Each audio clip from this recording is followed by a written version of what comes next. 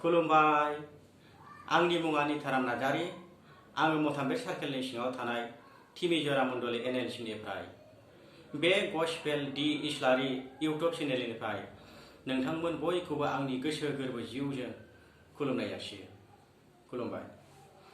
अब्ला फै लोगोफोरजों इसोरनि बोसोनखौ जोङो सोलोंनि।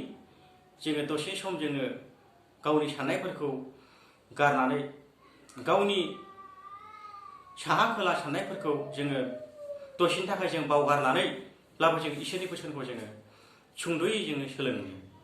अब्ला आङो नायनि दिनैनि गाहाम बाथ्राखौ आं सायख'दों। बे जाबाय बोसोन बिजाबनि 5 बालाब 20 सिरिखौल' आङो सायख'दों। बोसोन बिजाबनि 5 बालाब 20 सिरि। अब्ला आङो फरायनि। जिसुनि मुङै। नोंनि मावनाय मानिखौ फोरबुआ गासिबो मिथिगौ आरो नों जेरावखि थाङा मानो बियो नोजोर होबाय थायो। जिसुनि मुङै। अब्ला जोङो लोगोफोर दानो खोनानो मोनबाय जोङो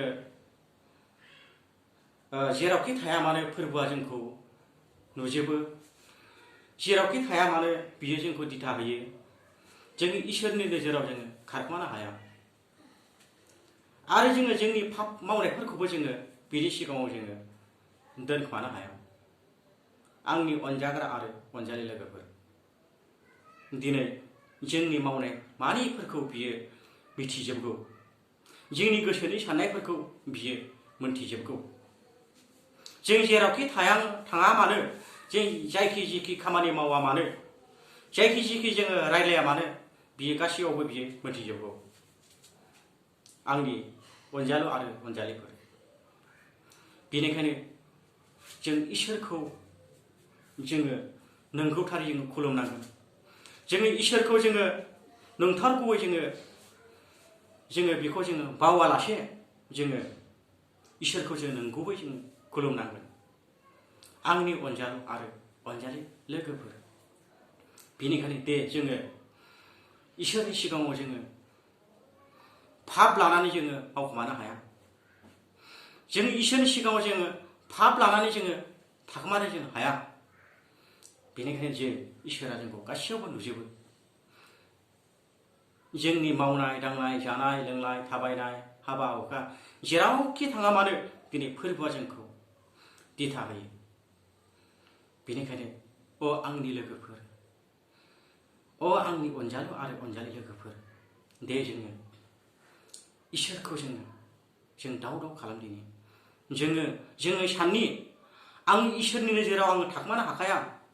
आङो जायखि जिखि खामानि मावा मानो आं बिनि नोजोराव खारखोनो हाखाया। आङो सानसेब्लाबो आं बिनि आखायावनो थांखागोन होननानै जोङो साननि। सानसेब्लाबो आङो बे बुहुमनिफ्राय गोमोरलांखागोन होननानै जोङो गावखौ जोङो साननि लोगोफोर। आंनि बे बुहुमनि लुबैनाया अरायनि नङा। आंनि बे मोदोमनि लुबैनाया अरायनि नङा। थाखा फैसा रांखावरि दोहोन दौलत बे आंनि थाखाय अरायनि नङा। बे गासिबो आंनि आलासि महर जोङो साननानै बे आंनि थाखाय दान्दिसेल' होननानै जोङो साननि।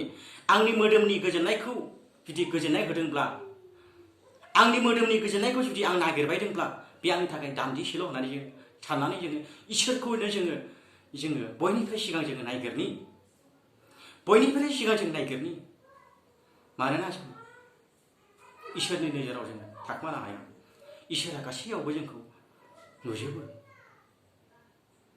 लोगोफोर, अब्ला आङो लोगोफोर इसोरनि बोसोनखौ आङो गोलावथार आङो बुङालाबा आङो इसोरनि बोसोनखौ बे समसिमखौनो बुंनानै फोजोबबाय। लोगोफोर, नोंथांमोना जाय मानिखौ लादो आरो जाय मानि गोरोन्थि जानायफोरखौ अननानै निमाहा खालामदो। एसेनोसै, गोजोन्थों। जिसु बांनाय।